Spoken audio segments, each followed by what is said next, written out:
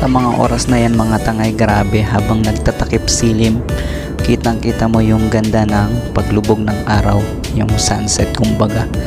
Nakaka-enjoy magbiyahe pag ganito, nasa kalawakan.